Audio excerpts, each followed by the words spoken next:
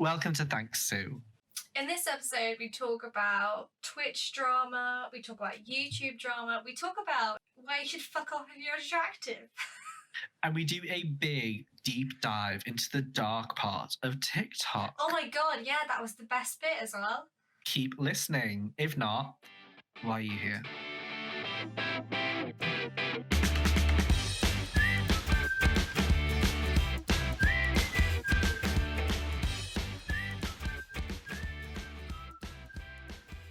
I was watching a thing yesterday about TikTok. Yeah. And there's like an underground culture of like teenagers teaching each other how to make household hallucinogenics. No, that's terrible. Yeah. I didn't know that. So if you don't know, nutmeg is like, it's a nice spice. You put it in things and stuff, but in like large quantities, it can be like a hallucinogen. No way. There's no chance. Teenagers have like figured this out, and they're like spreading how to activate the hallucinogenic properties of it. It must be BS. It's got to be BS. I believe it is. The thing is, the only reason I like caught onto it was because I have heard this before in like science class. Oh, really? Yeah, one sec. Are you Googling it? Yeah. Nutmeg hallucinogenic effect. Nutmeg contains myristicin, which is a natural compound that has mind-altering effects if ingested in large doses. It can last 1 to 2 days and can be as hallucinogenic as LSD. No. How would you activate it? So, so hey guys, on this episode of the pod, we're gonna get fucking high. So basically, people have been like messing with it and trying to activate it at home with no like chemistry background or anything like that. And people have been like putting it. I think you put it in hot water. I think that's what you do. But these people have been putting like big like as if they're making coffee with nutmeg, like filling the bottom of a cup with nutmeg and pouring hot water into it. And then what? Do they drink it? I think so, yeah. And they're like, they're all like 14, spreading this information around, and they take it, and then at the end of the post, they're like, "Don't try this at home. It made my heart beat 3,000 times a second." And I'm like, "And that's not safe." Like, what? Honey, and maybe is like, don't. Yeah, and then, but it's the whole idea of like, the idea of doing something and posting it and showing people how to do it, and then right at the end be like, "Don't try this at home."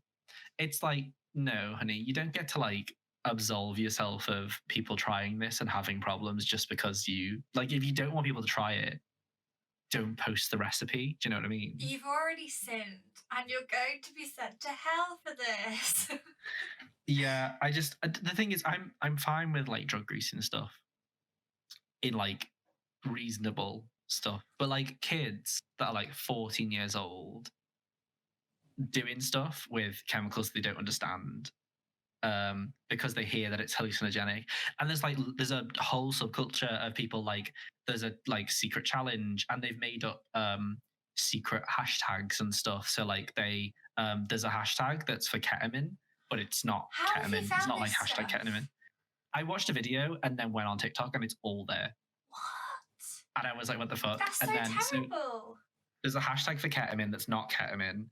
It's not the word ketamine, but it's loads of people, and they go to coffee shops and put ketamine like in their coffee and trip in the middle of Starbucks and stuff like that. Why and film it on TikTok. Would you do that? And there's loads of people who like take acid and then go live and shit. And it's like it's a lot of like older, like 18 to 20-year-olds influencing like younger people and getting them to do the same thing because it's a trend and stuff like that. That's so terrible. And it is kind of like a bit of a freaky situation to be in. Because like I grew up with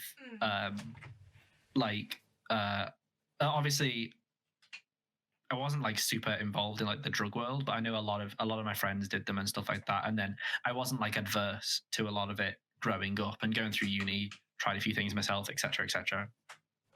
And that's fine. But then but that was all with like background knowledge and understanding of it and knowing the risks. And I just think the dangerous part comes in. I sound like such a narc, do you know what I mean? I sound like such a like, I mean, no kids, don't try it. You are a narc, but also from, because the age range of like TikTok is really young, and also it's really it's not open as much as kind of, well, I guess people think that YouTube isn't very open, but it's not as open as YouTube is, where you have a front page, you can see all these things, and then you kind of tunnel off. It's just from the get-go, you're tunneling through things. It's not like you can't tell. And also the moderation they have isn't amazing, because obviously it must be thousands upon thousands of videos uploaded a second to that website. Yeah. And a lot of people won't see these videos unless, like, they would never pop up on my For You page, because I'm not in that subculture of TikTok, you know? Like, your For You page is curated to the things you like. So if I don't like a load of stuff about drugs, I'm not going to get recommended those videos. So the only people who are getting recommended those videos are people who like them and would never report them, etc., etc. Yeah, I guess that's true. So it's a weird one. And obviously, it makes you wonder what else is on there as well. Well, there was the big stuff. Well, there was the big controversy early on in TikToks, like, wasn't there, where a lot of people on there were like kids doing like cosplay and fun, and then like 40-year-old weird men being like, "You're so cute," you know. Who told me recently? Someone was telling me. So we in our university friendship group, we recently introduced someone to the group that's like a bit older, and we were like mentioning like TikTok things and stuff like that, and this person is like in their late 20s, and they were like, oh, I might like check this out. So like downloaded the app, and he looked at it, and then the next day he came back and he was like, there's a lot of what's it called, hunting or something, where people like these young girls will intentionally try and get paedophiles to be interested in them, and then try and meet up with them. I've never heard of that before. Yeah, and he just fell into a rabbit hole of seeing these videos, so he must have seen one, and then they just kept recommending them to him. Right, this is really awkward, really weird. Literally, like, yesterday afternoon, Nathan messaged me, and he was like, I decided to try and watch How to Get to Catch a Predator, and I was like, why? And he was like, I don't know, just felt like it. And he sent me like quotes from the show, and it was literally just like, he said, I'm watching it, and this guy's just said, you would marry a 12-year-old? And the paedophile replied, if she was old enough. Honey. What? What does that mean? He watched another one, and apparently some guy turned up and brought only dinner for himself, not for the girl. That's and then funny. asked to use the toilet to do a poo. And then Chris Hansen, the guy who hosts the show, turned up and was like, so why did you have her call you Pappy? And apparently it's just 3 minutes of silence, and then it cuts away. Honestly, it's so strange. I could never watch that show, but it's one of those things, and there's a name for it. It's Hunters or something like that, but I don't really see that kind of content. But apparently that's a big thing on TikTok. People are just doing it. I think it's interesting because the only people who are going to get exposed to this stuff are people who like make a TikTok now, because they get everything thrown at them. They don't have a background. Do you know what I mean? What do you Whereas mean? like, so because obviously the algorithm gives you stuff based on the hashtags of videos that you've already liked. Yeah. So if I like mine is a lot of like gay stuff, and like I get a lot of like I get like drag queens on there. I get stuff that's tagged like LGBT. I get a lot of like lo-fi stuff and art, because I like a lot of art and stuff on there. I get really I get either mums making pet lunches, or I get arty like teens, and I can't tell if they're like 25 or 18, but they've got really cool styles. And they're like, cool. And then they're listening to old music, and they're doing like a little dance, and they do some art. And I'm just like, wow, I wish I was that cool. I'm like a 23-year-old at home in bed. Yeah. Well, that's the thing, is the more you like this stuff, the more you get sent of it, because TikTok wants you to stay and watch the things you like. I also get a lot of animals. etc. And I'm just thinking about the people that like log onto this for the first time and don't have a background. They've not liked a single video on TikTok, so like they're probably gonna get some really fucking weird shit. I remember when I first joined, it gave me a lot of like chav content. Like there are these famous TikTok chavs that dance, and they just kept throwing them at me, and I was like, I'm not interested. Yeah, I think I've been on it so long now that I've whittled away the stuff that I don't like, because I'm not liking any of that. I don't like the dance videos. I don't like bad humor. I don't like cringy shit. So like when I don't like it, it just doesn't come back. The one that a recent one that I seen that really like hit me, and I closed the app because I was like, oh my God. And it was literally just this guy, and he was like, so this is for all the people who are like 22-ish and up, you know, like general, you know, a bit too old to be on this app. And then it's just like, what the fuck are we doing here? And I was just like, yeah. But yeah, also I don't go on TikTok that often. It's very rare that I choose to click on it. And then when I do, I'll be there for like 20 minutes to half an hour straight. But then it's very rare that I choose to do it because I know that it's a time sink. It's baffling. It reminds me of Vine, to the point where like I used to go on Vine and be like, oh, they're only 6-second videos. I'll spend 15 minutes on this and then go back to work. And then it's like 4 p.m. I don't know if you were there on that day, but I think I've done this fairly often with a lot of people. We went to Honours. Was it Honours? No, it wasn't Honours. It was Perry's house with Joel, and there was a Nintendo Direct going out, and all I remember was everyone wanted Animal Crossing, but to distract us until it was the time for the Direct. Yeah, no, I was there. Yeah, and we just watched Vine compilations for literally an hour, and we were like, ha ha ha, every 7 seconds, like, ha ha ha. Just a room of people staring at a screen and someone falls over, like, ha ha ha. It's stupid. Well, that's the appeal of it, isn't it? You know, it's just like really quick gratification. Yeah, exactly. And there's no like, if something's bad, who cares? You wasted 6 seconds. You scroll to the next one until it's funny. You know, I think it's something that really makes your attention span so much shorter over time. So much definitely. Shorter. Ever since I was introduced to Vine, my humor has gone from like long-winded, intelligent jokes to loud noise falling over. Loud noise falling over. Literally. And by long-winded, intelligent jokes, I mean like a joke that makes sense. Now people will just scream a word at me, and I'll be like, haha, so funny. What I think is really strange about it is because there's all these kind of quirky little subgenres of things, or things that if you're not in that area, you're not ever going to get exposed to it. So much that when you try and explain these things to other people, like, I was having a conversation to this friend explaining TikTok, and I was like, have you heard of Vine? And they were like, no. Have you heard of Musical.ly? No. Because obviously like TikTok used to be Musical.ly. And it was just like, okay, short video's funny. Yeah, pretty much. It's just one of those though, and it's quick, effective, and it hides a load of drugs for some reason. That's the best kind of thing. Yeah, it's a strange really one. And the one person I do really like on TikTok, like legitimately, is there's this woman called Tabitha Brown.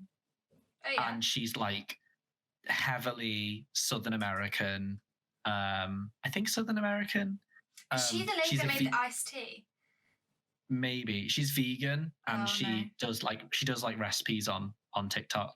But she's very much like, hello, my babies. We're gonna make some burgers today, but with mushrooms. And I'm like, oh, she's incredibly calming and lovely. And I need that in my life right now. I think TikTok knows that if it just shows me like edgy aesthetic guys, then it knows it's got me hooked, because then I'll be like, I want to see their last 8 videos. Exactly. Like, there's you've definitely seen him because I think he's now really popular. And even my brother, who's like 13, recommended him to me as well when I'd already knew who he was. There's this Sure. guy who makes food, and he's like a Londoner, I think. And maybe he's at university or something. But he just makes average kind of food, but he's quite funny about doing it. And he's just an average looking guy. And yeah, I'm enthralled. I don't know who you're talking about, but I know the like genre of it all. There's a current trend. There was a girl who used to be on TikTok. I think she's left TikTok now. Oh. She used to make cocktails, and she'd be like, she'd like pop up from behind a desk and she'd be like, we're going to put in 4 ounces of vodka and then pour it over the cup and be like 1, 2, 3, 4. And then 2 ounces of this. And she'd make a cocktail and she'd be like, shake, shake, shake. And now people have took that, oh God, what's it called? That sort of like recipe for a TikTok. Yeah, format. Yeah, that format of a TikTok, and applied it to loads of other things, like really stupid stuff. Like there's this one girl, and she's like, I'm going to show you how to make an egg. So we're going to put some oil in a pan, 1, 2, 3, 4. And she just pours so much oil into the pan. And then she's like, now you get the egg and shake, shake, shake, and like smashes it against the table. That's so good. And I think I love that, but at the same time, we are bullying people. I love this, but maybe we should not do this. Yeah. I don't know. It's one of those. I like it. I don't know. This tangent came off like this is secret drug ring in TikTok, and now we're just like, we love TikTok. I do think they can. I do think they can like fix their community guidelines and stuff like that, because a lot of people are getting banned. And in their like community guidelines, it does literally say like no hard drugs, no this and that, but they're not cracking down on that, whereas they are banning like LGBT people just because they've put the hashtag LGBT and stuff like, do you know? I think it'll just come with time, won't it? Like not everything can happen overnight, and you just have to kind of be patient and be careful. Exactly, yeah. But also a lot of people are currently taking advantage of the fact that the ban system is aggressive and like it's ruthless, basically. Like if you get banned, your account gets deleted the second you get banned. So like if you get banned, I don't think there's a way to recover anything that was on the account. It's just gone. Because I've seen a lot of people where people just like with cancel culture, they'll say something like not the best, but it's like one slip up and trolls come in and mass report them. It's an automated system. So once they get over a certain amount of reports, it just goes like no and just deletes their account, and that's thousands of hours of work down the drain. Yeah, I think, you know, I think for me at the moment, I'm just kind of like, well, there's more important things. I know I can't undermine it like that, but that is how I feel about it. But well, it is.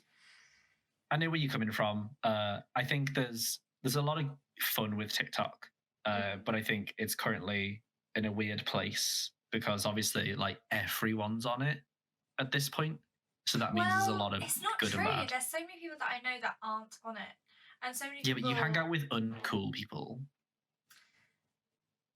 You don't hang out with anyone. You haven't seen a solid months. I wish you could have seen me in that moment, because I pulled the bitchiest pose.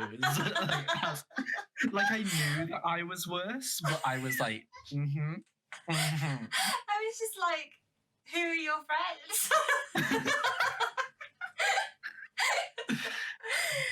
Anyway, enough of TikTok. Let's talk about whatever you wanted to talk about, because apparently you have a topic that was interesting. I have a few topics, and I think some of them you will have heard about. However, it's all kind of along this kind of same kind of line of internet kind of culture stuff. So let me quickly on my phone make sure that I've got the correct information up. The correct tea. Yeah, because basically what happened this week was I saw this tweet go crazy, and I saw another tweet go crazy as well. And there were kind of subtweets. So there were it was something where someone said something that was clearly drama, but they didn't reference to who it was about, and then none of the comments did either. So the comments were kind of giving me a bit more information, but not all the information. And I have so much time on my hands. So I was like, okay, cool. I want to find out what this drama is. Sure. And the tweet was something like 3 men, and then like question mark. And then the comments were like popping off, the retweets are going crazy. And I was like, what is this about?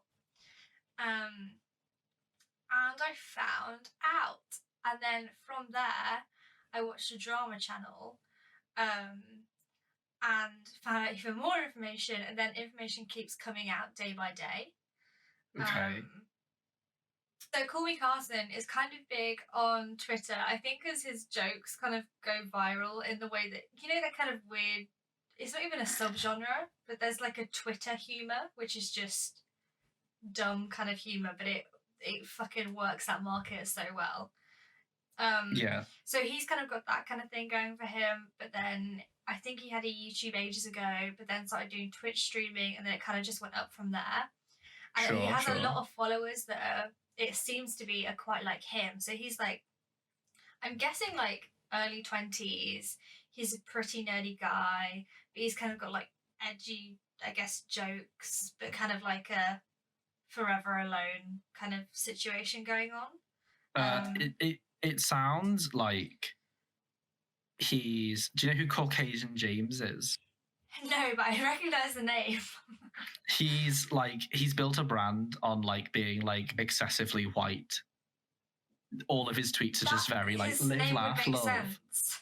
Yeah. But he just talks about how he like has like really white tweets, and then talks about how thick his ass is. And it's a really good moment. You should follow him if you want something. But it sounds like he makes like similar jokes, but obviously he's, I'm guessing less problematic if I think it's just more of that kind of thing of like a guy that's so stereotypically nerdy that they then are self-aware of it and have a humour surrounding them about it to kind of be a defensive mechanism. Yeah, it's like a similar thing because Caucasian James is not necessarily in that nerdy thing, but it's the same sort of humour, but about being like white. Yeah.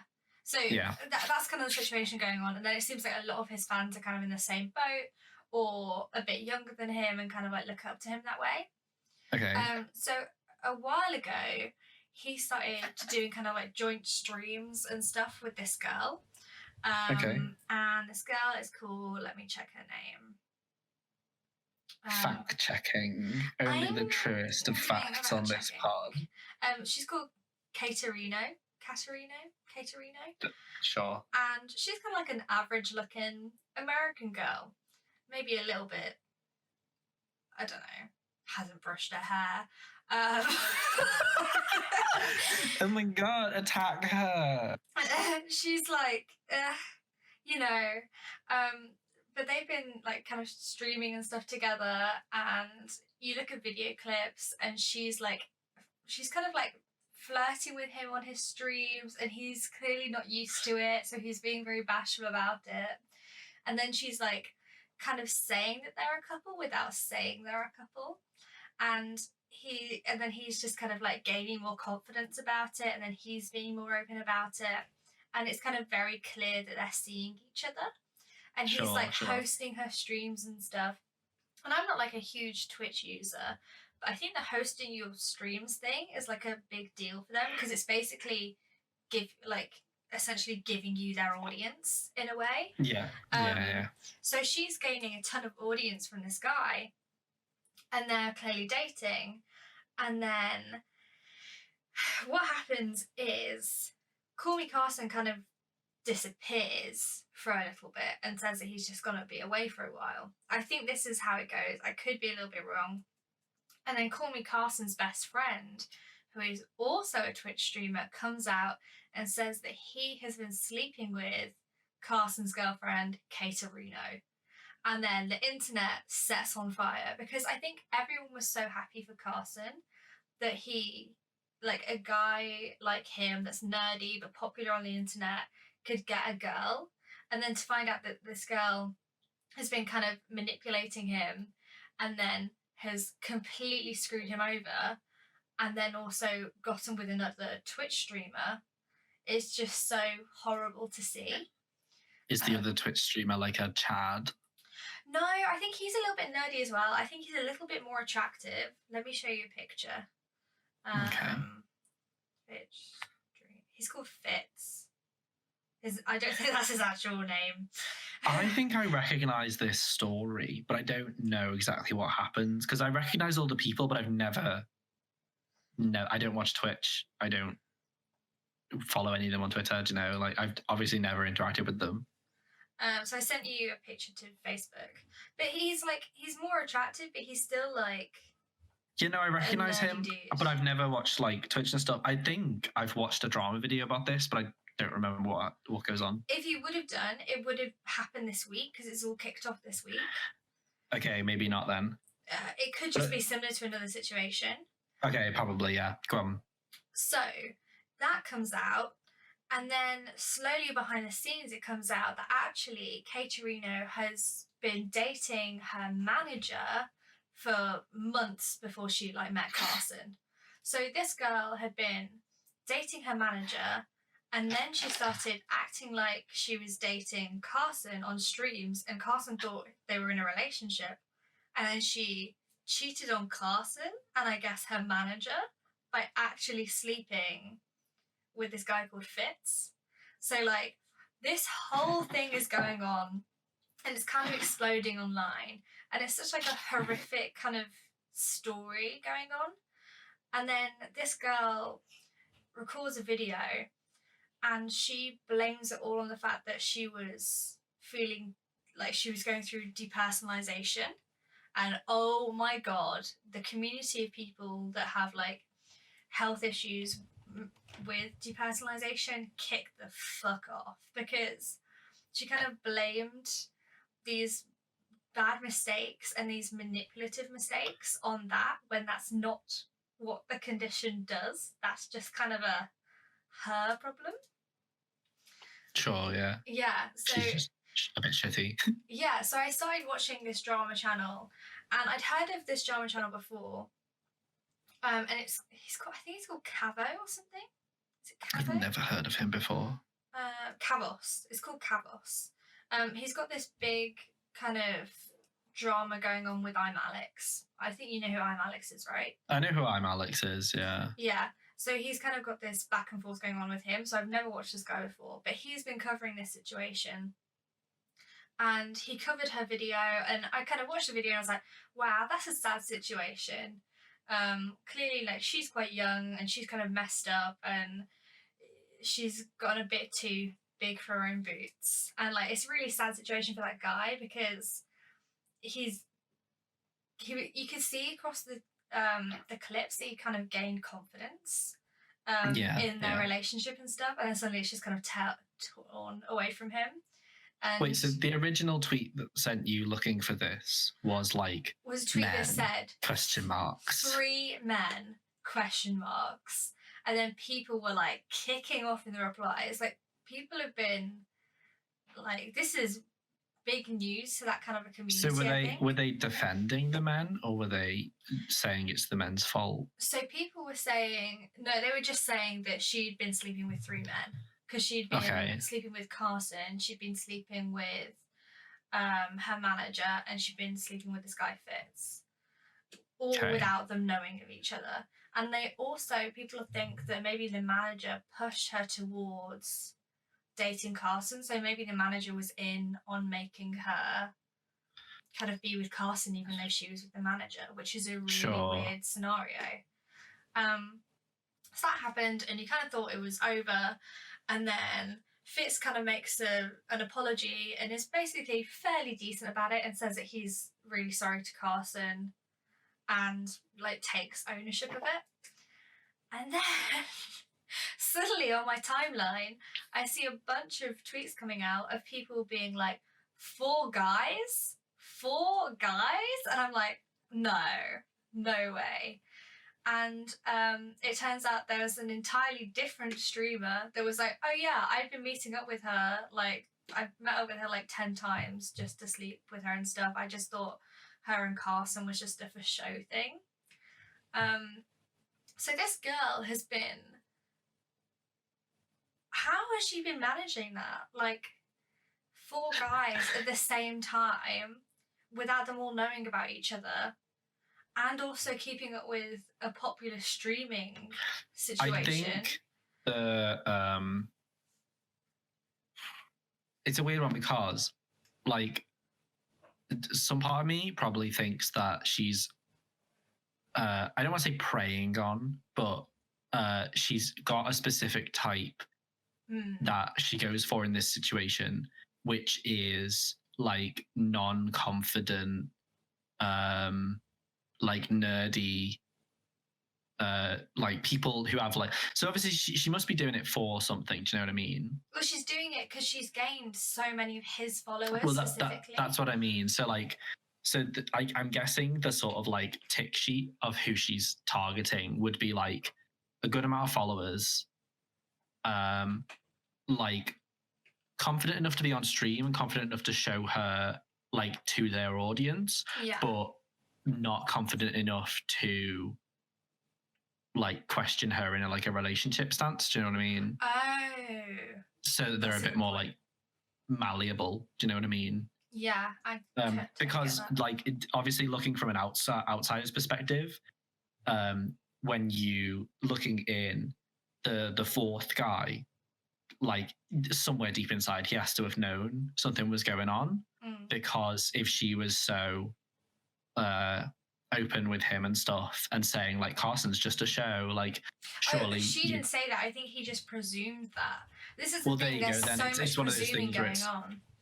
It's just a situation where he's presumed it and not been confident enough to ask her about it or bring it up. He's just accepted that if something is happening, I'm going to ignore it because I've got something good with the girl. Do you know what I mean?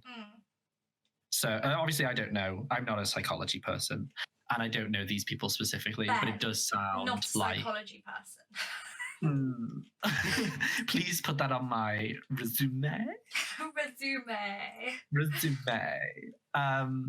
But it does sound like slightly manipulative on her part. Slightly? Like, ooh. Well, yeah, because I don't know whether it's manipulative completely from her, because you said it could be her manager as well. Like she could be manipulated into doing this by her manager and stuff. Yeah, I don't know how old that guy is. There's not a ton of information about it. Other than at the start, people were like, this is her main boyfriend. And then people were like, actually, that's her manager. So we don't know what's going on there. Yeah, it sounds like a shitty situation, realistically, for all the guys. I wish people had a bit more confidence to like stick up for themselves a little bit. Do you know what I mean? Especially in like a relationship sense. Because what I respect about it... Oh, sorry, continue.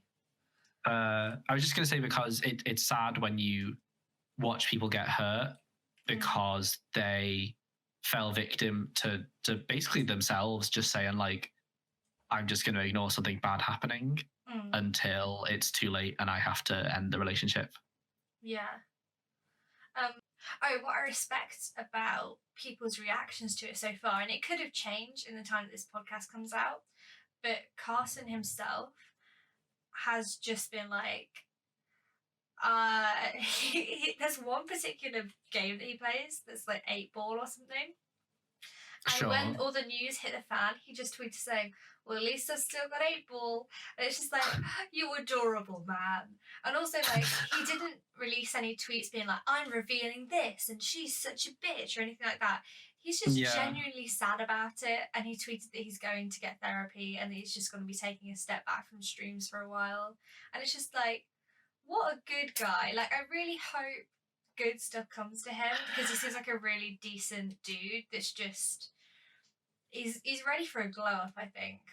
Yeah, and it must affect like a really hot babe. What's it called? It must affect you quite a bit. I don't know how this feels because I'm not famous. But you hear a lot of famous people talk about how difficult it is dating because you don't know whether someone likes you for you or they like you because you're a way into something. Do you know what I mean? I wonder if it's the same way with if you're very attractive as well. There was a quote that I read in a book. I literally think it was Pet Sematary, which is what I'm currently reading. But it was something saying about how like pretty people fall for pretty people, and they don't know if it's like just a lust thing because they're both pretty or whatever.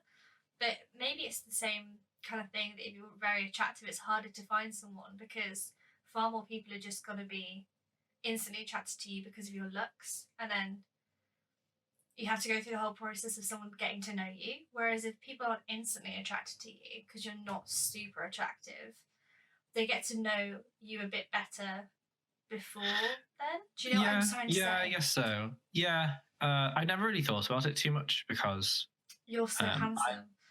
Well, yeah, I'm in that group of incredibly handsome people who have to fend off people on a daily basis. He has to beat them up with sticks. It's tragic. The ones that don't survive get put on stakes outside my house to ward the others away. But yeah, no, I guess I've never thought about it, to be honest.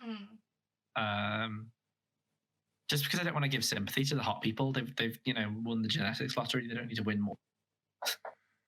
Well, to be fair, I do kind of feel sorry for them in a way, just because I think there was literally a time in my life where if I'd see someone quite attractive, like very like obviously attractive, I wouldn't really look at them, like, because I'd just be like disinterested in them because they were so attractive, if that makes any sense. I guess there's also the idea that there's also the social like behind sort of thing where it's like people are so concerned with like punching up and punching down that like you want to find someone who's in like a similar, like a lot of people find someone in a similar range to you.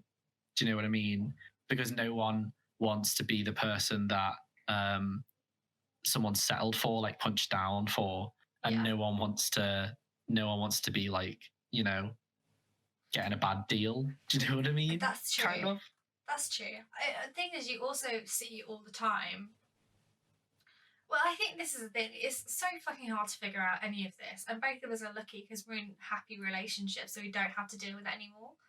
But you see, like, tweets where girls are like, "Oh, I can't believe I dated this guy that was so like unattractive or not like was average attractiveness," when they clearly are ridiculously hot.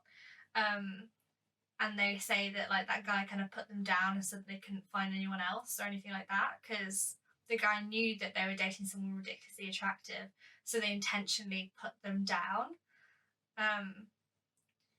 Yeah, it's just kind of a whole fucking nightmare, and we know how to deal with it, so that's quite nice, isn't it? Yeah. I mean, I guess the one thing I can never relate to, because I've never had that experience, is the whole like having to justify why someone was why I broke up with someone. Do you know what I mean?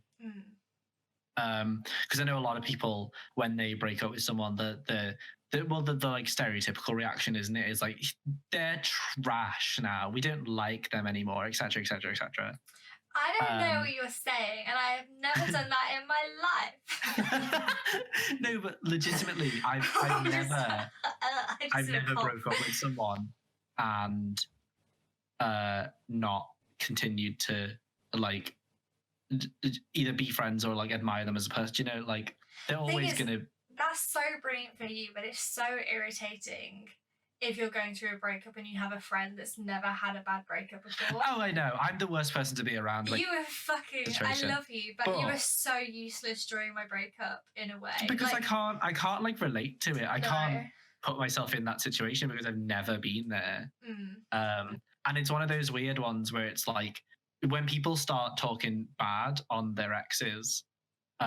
Unless I know what the ex has done to them, etc., that made the breakup happen, I'm kind of just sat there like, but they seem nice still, I guess.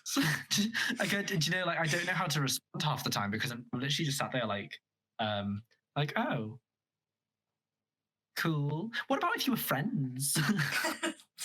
I just want everyone to get on.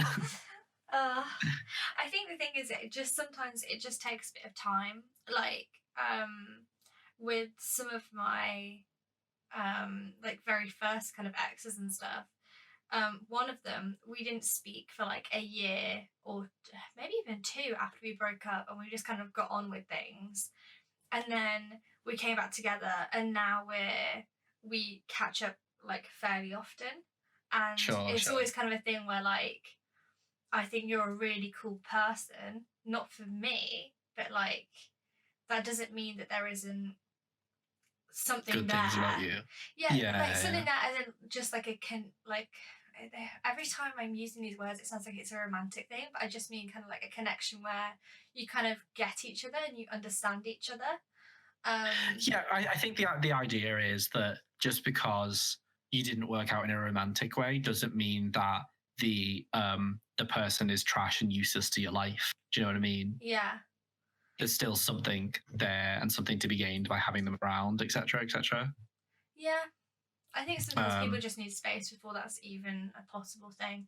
And sometimes you just need to pretend they've died. And that's fine too. See, well, so the only breakup that I had that I think went badly, but not on my end, it was like on their end. Because it was when I was 13, 14. And I was like figuring out my sexuality and who I was. And it was a really confusing time. And I was with this girl and I said to her, like, hey, she was the first person I ever came up to. And I literally, like, I couldn't bring myself to break up with her and not tell her why. So I broke up with her and was like, hey, this isn't about you, but I'm like really struggling right now with my like sexuality and stuff like that. And I remember she messaged me back and she was very sweet about it, like incredibly understanding. And then literally like a day later, she blocked me on everything. And like now we're perfectly fine. Whenever I go back to Liverpool, I see her. She's lovely. She's one of my best friends ever at home, etc., etc. But it is one of those situations where like at the time I can see how that was bad for her, but not for me. Do you know what I mean? Yeah. I guess for you, it must have been kind of a bit of a relief that you get it off your chest. Yeah. I think for me, it was like a bittersweet. It's very much like a, I've got this, but I've just lost probably my best friend because of this. Do you know, like, so it's a weird one. But yeah, breakups are weird. And I think that must just be a very difficult thing in general to go through. Like, did we ever talk about the Philip Schofield thing? I can't remember. I don't know. Probably not actually, because it happened a while ago when we were recording. Yeah, weird. But that was a whole big thing because obviously like he came out and he kind of explained that his family had known about it for years, but he didn't really want to talk about it and have it affect his career, and like he'd been in the game for so long. And the thing is, when you've been with someone for that long in a straight relationship, it's clearly like parts of it are working well. So like I remember talking to Harry and being at the end of the day, a relationship isn't set. No, but a lot of people don't get that. That's the thing. Yeah, and I think that's the thing is a relationship isn't sex. So like at the end of the day, what him and his wife will have had is real. They will have loved each other to the point because they've had kids together. You know, they've done like a lot. They've probably went on holidays together. They've got a house together, etc. They've lived their lives together. Yeah, that doesn't make them just because someone turns out gay doesn't mean that the relationship was invalid. No, it was all still there. It just means that like at the end of the day, the sexual preference wasn't there. Yeah, I was talking to Harry at the time, and I was like, with all of those things that you think about, do they stay together now? Like, what happens now that he's revealed it? Because they are partners. It's just that there isn't that there. So, do you think that they'll just have? I think he wouldn't have revealed it. No, I think he wouldn't have revealed it if he didn't want to end the relationship in some way, because I don't know what's happened now. I haven't really kept up with it. I'll take a look. But in terms of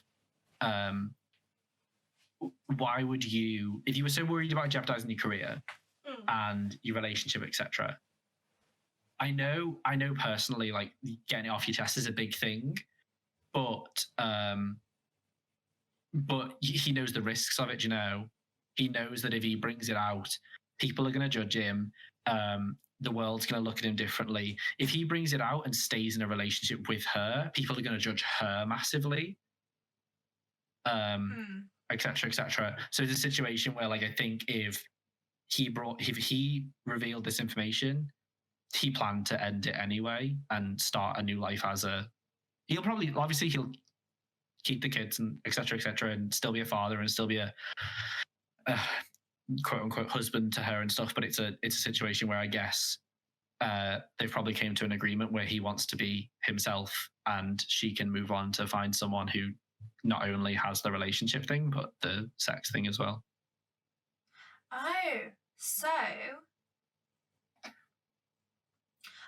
This is really interesting. So I just looked it up, and actually it's quite nice in a way.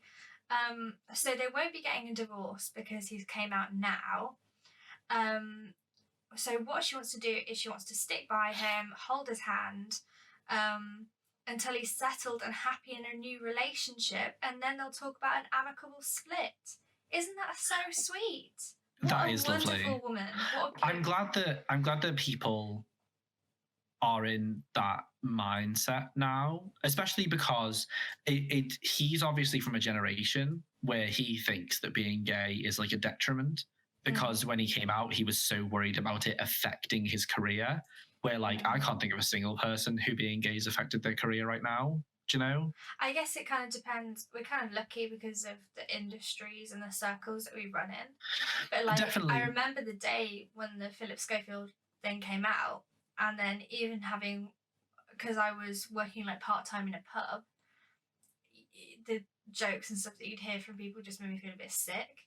And it's just like, ugh, because you just kind of... Yeah. I'm not saying the world's perfect, but I'm just saying that in terms of him, I think a lot of his fears came from the time he grew up in. And it's 100%. Nice to know that his wife, even though she grew up in a similar time, hasn't just turned her back on him. Do you know? Because you hear a lot of these stories of men, like, realizing their sexuality later on in life, and then their wives just being like, ew, and running away. Well, it also kind of reminded me of the whole Caitlyn Jenner situation as well, and how that kind of thing went about. And what I kind of appreciate about that situation was, of course, they fucking milked the absolute shit out of it for money.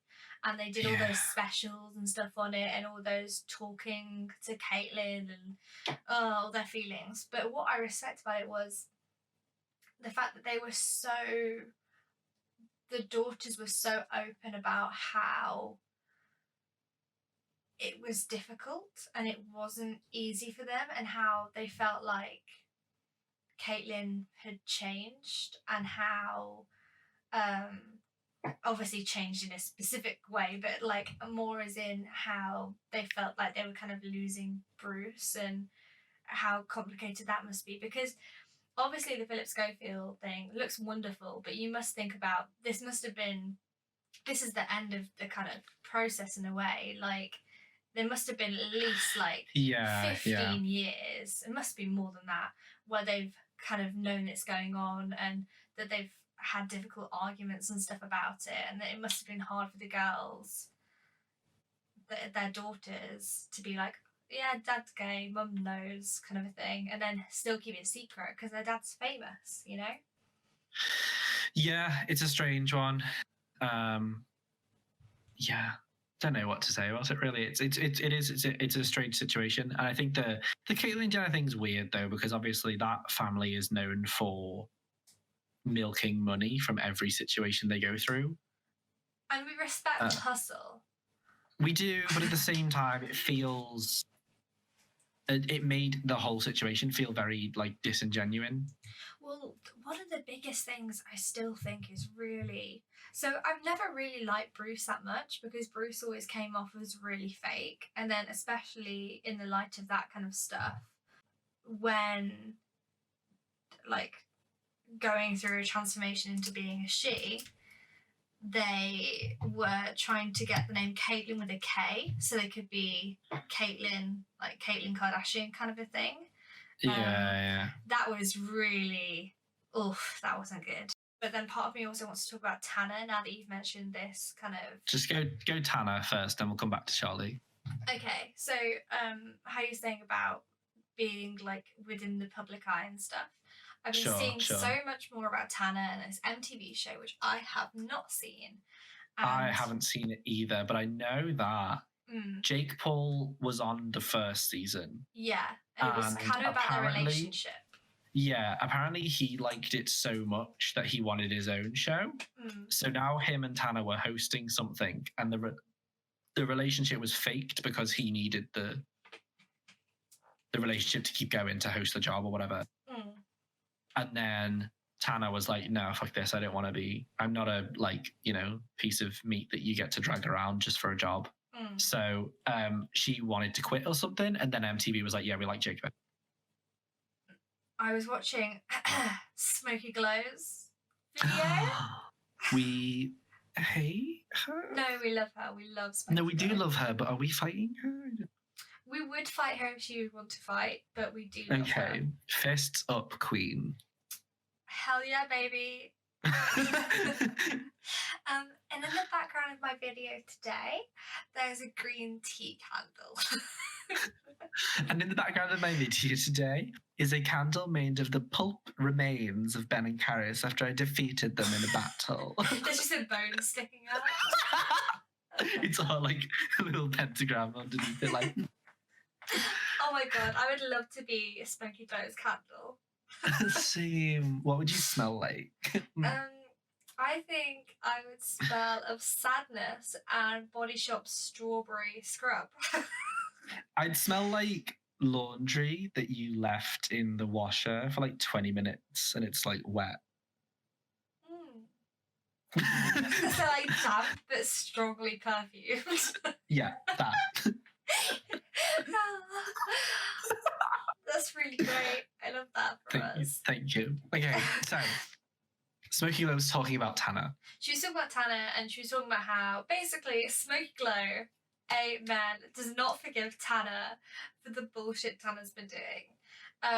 And Tanner just basically, in her MTV show, she's been rude to people, she's been letting people down.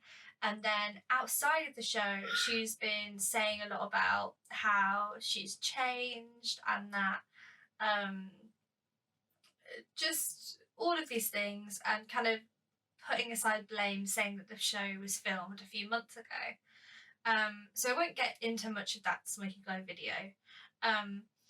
But from taking the information from there, kind of what I felt a lot about it was I didn't feel pity for Tanner, but what I did feel was it must be a really fucking difficult situation to balance so many different things with being in the media, because you'd have to balance, like, the thing is, the reason why she has an MTV show is because she's somewhat problematic, and like Smokey Glow was saying about how she must have the MTV show because MTV wants people to love her. No, MTV has shows because they want people to hate and love and feel extreme feelings towards people. Yeah, like, they wouldn't have contacted her if they didn't think that she was like a reality TV person. Yeah, exactly. They're not like, oh, we want people to adore her. That's what Disney's for. Like, yeah, the reason exactly. they've got Tanner is because Tanner's going to slip up and mess up. And the thing is, it just makes me worried and concerned for her in a way, because what she's having to deal with is she's having to deal with being able to be dramatic enough and good enough for this MTV show and be kind of like a character. But then also she has to deal with the consequences of that. But at the end of the day, it's still her character.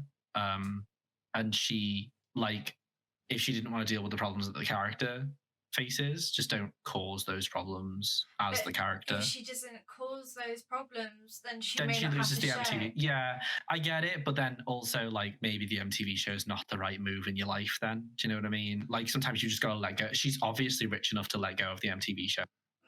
Maybe, but then I guess it's also just like you can sink so fast in so many specific industries. There's also probably legal stuff, like she can't just drop the show, and she has to be like get a certain amount of ratings, etc., etc. So yeah, I don't know. There's a lot about it. I don't envy famous people. I want them to give me money, but I don't envy them. So this is the end of the episode.